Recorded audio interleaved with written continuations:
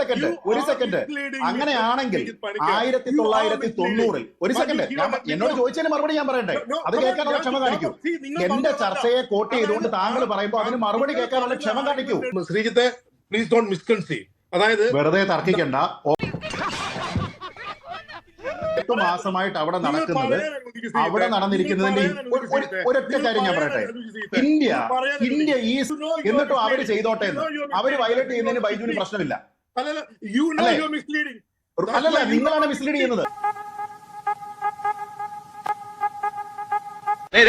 ഗ്രഹണി ആസ്മയൊക്കെ ഉള്ള പിള്ളേര് പതിവായിരിക്കുന്നതിലും 10 അടി തള്ളിയിരുന്നോണം പൊട്ടിപ്പാറുന്ന അടിയാ നടക്കാം. അതില് ഇപ്പം ശ്രീജിത്ത് പറയുന്നത് എല്ലാ സാഹചര്യം, ഇപ്പം ഈ ഇറാനുമായുള്ള പാകിസ്ഥാനുമായിട്ടുള്ള യുദ്ധങ്ങളെ പറ്റി പറയുന്നത്, അത് ശ്രീജിത്തെ, അത് നമ്മൾ സെൽഫ് ഡിഫൻസിന് ചെയ്യുന്നതാണ്. ആരോട് ഇതിങ്ങനെ എത്ര വട്ടം പറ, അത് അലൗഡ് ആണ്. അതായത് ഡിഫൻസ് എന്ന് പറഞ്ഞാൽ ഇങ്ങോട്ട് വരുന്ന സമയത്ത് പ്രതിരോധിക്കുന്നതിനാണ്. ഒരു രാജ്യത്തേക്ക് കയറി അറ്റാക്ക് ചെയ്യുന്നതിന് അറ്റാക്ക് എന്ന് പറഞ്ഞത് അത് ഒഫൻസ് ആണ്. ഓപ്പറേഷൻ സിന്ദൂർ ഡിഫൻസ് അല്ല, ഓപ്പറേഷൻ സിന്ദൂർ ഒഫൻസ് ആണ്. ഇന്ത്യൻ മിലിറ്ററി സർക്കിളുകളിൽ ഓപ്പറേഷൻ സിന്ദൂർ എന്ന് പറയുന്നത് ഒഫൻസീവ് അറ്റാക്ക് ആണ്, ഡിഫൻസ് അല്ല. അങ്ങനെ ശ്രീജിത്തെ, പ്ലീസ് ഡോണ്ട് മിസ്കൺസീവ്. അതായത് വെറുതെ തർക്കിക്കണ്ട. അയ്യോ, അങ്ങനെ പറഞ്ഞൂടാ, പിന്നെ ഞാൻ എന്തിനു ഓപ്പറേഷൻ സിന്ദൂർ എന്ന് പറയുന്നത് ഒഫൻസ് ആണ്. ഓപ്പറേഷൻ സിന്ദൂർ എന്ന് പറയുന്നത് ഒഫൻസ് ആണ്. അല്ലല്ല, ഓപ്പറേഷൻ സിന്ദൂർ അതിന്റെ ക്ലാസ് എടുക്കണ്ട. ഓപ്പറേഷൻ സിന്ദൂർ എന്തായിരുന്നു എന്നുള്ളതിന്റെ ക്ലാസ് എടുക്കണ്ട. ഓപ്പറേഷൻ സിന്ദൂർ എന്ന് പറയുന്നത് ഒഫൻസീവ് മൂവ് ആണ്, ഡിഫൻസ് അല്ല. അല്ലല്ല, അതായത് നമ്മുടെ സെൽഫ് ഡിഫൻസിന് വേണ്ടി ചെയ്തതാണ്. അങ്ങനെയാണെങ്കിൽ ഇസ്രായേലും ഭീകരവാദികളുടെ ലോഞ്ചിങ് പാഡുകൾ തകർക്കുകയായിരുന്നു. അറ്റാക്ക് തന്നെയാണ്.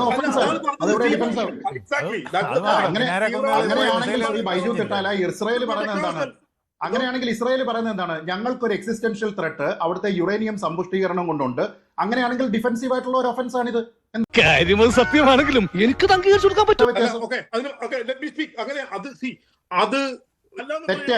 കഴിഞ്ഞ 8 മാസമായിട്ട് നെഗോസിയേഷൻ നടക്കുകയല്ല. കഴിഞ്ഞ 8 താങ്കൾ എന്തിനാണ് ഈ തെറ്റിദ്ധരിപ്പിക്കുന്നത്? പ്രേക്ഷകരെ തെറ്റിദ്ധരിപ്പിക്കുന്നത് എന്തിനാണ്?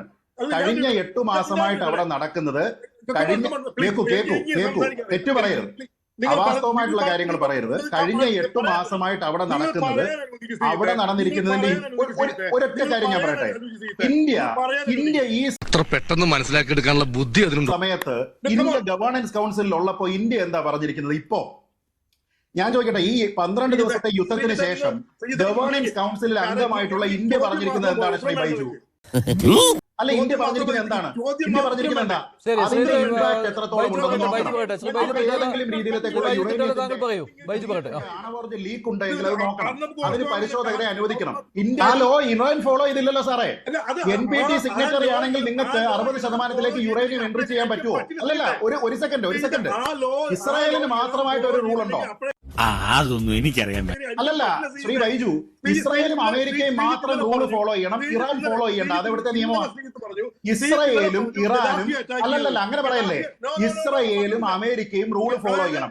മഞ്ജുഷാദ് എന്ത് ലോയാണ്? ഇസ്രായേലും അമേരിക്കയും അന്താരാഷ്ട്ര നിയമങ്ങൾ ഫോളോ ചെയ്യണം. പക്ഷേ ഇറാന് വേണ്ട. അതെന്താ? NPT സൈൻ ചെയ്യുമ്പോൾ 5% മുകളിലേക്ക് യുറേനിയം സമ്പുഷ്ടീകരണം പറ്റില്ല ഇറാന്. എന്നിട്ടും അവര് ചെയ്തോട്ടെ എന്ന്. അവര് വയലേറ്റ് ചെയ്യുന്നതിന് ബൈജുവിന് പ്രശ്നമില്ല. അല്ലല്ല, നിങ്ങളാണ് മിസ്ലീഡ് ചെയ്യുന്നത്. ശ്രീ അതൊക്കെ ഗോപാലകൃഷ്ണൻ ഒരു നമ്പർ അല്ലേ?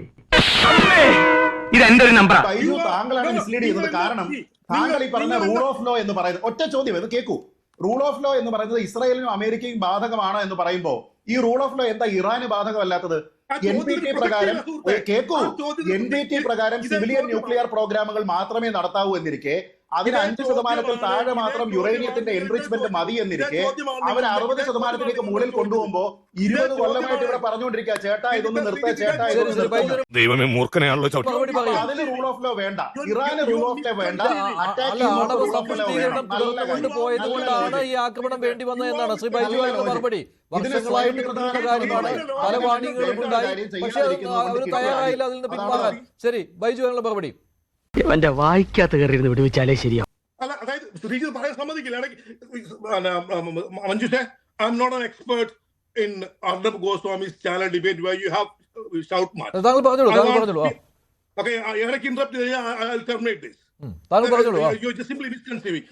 ആ ചെക്കനെ ഞാൻ ഒന്ന് കൊടുത്തിട്ടേ വേണ്ട സാർ. ഇന്നലെ ശ്രീജിത്ത് പറഞ്ഞു അങ്ങനെയാണെങ്കിൽ ഇറാഖിൽ കയറിയത് താങ്കൾ അംഗീകരിക്കുന്നുണ്ടോ? ഇറാഖിൽ കയറിയതും അംഗീകരിക്കുന്നുണ്ടോ?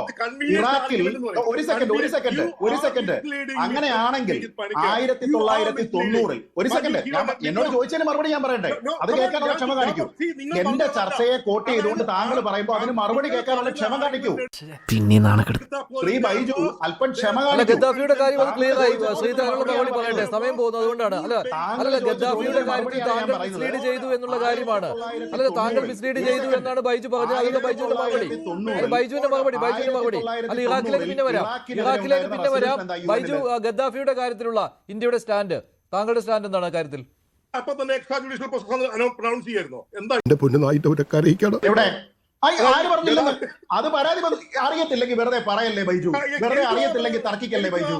ബൈജു, ഇത് ഞാൻ പറയുന്നത് ചരിത്രമാണ്, ഞാൻ പറഞ്ഞത് ഓൺ റെക്കോർഡുള്ള കാര്യമാണ്. UN അതിനെ എക്സ്ട്രാ ജുഡീഷ്യൽ ആണെന്ന് പറഞ്ഞിട്ടുണ്ട്. UN അതുമായി ബന്ധപ്പെട്ട അന്വേഷണം നടത്തിയിട്ടുണ്ട്. എക്സ്ട്രാ ജുഡീഷ്യൽ ആണെന്ന് പറഞ്ഞിട്ടുണ്ട്. കാരണം അത് സിവിൽ വാറിൽ നടന്നിരിക്കുന്നതാണ്. സിവിൽ വാറിന്റെ ചുമ്മാ തർക്കിക്കല്ലേ ബൈജു, കാര്യം അറിയത്തില്ലെങ്കിൽ തർക്കിക്കരുത്. അങ്ങനെയാണ് എങ്കിൽ താങ്കൾ ഇപ്പൊ ന്യായീകരിക്കുന്നത് എന്തിനാണെന്നറിയോ? ഇറാഖിലെ ഇൻവേഷനെയും കൂടെ താങ്കൾ ന്യായീകരിക്കേണ്ടി വരും അതേ ലോജിക്കിന്. കാരണം എന്താണെന്നറിയോ? 1990 റെസല്യൂഷൻ 687 അനുസരിച്ചാണ് ഇറാഖിൽ സീസ് ഫയർ വരുന്നത്. ബൈജു ഇതൊന്ന് കേൾക്കൂ.